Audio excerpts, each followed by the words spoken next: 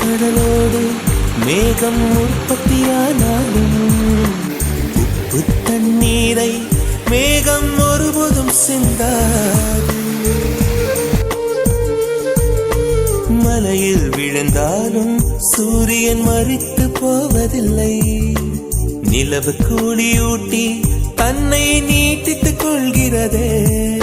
மேகமாய் நானும் மாறேனோ அதன் மேன்மை குணங்கள் காண்பேன்.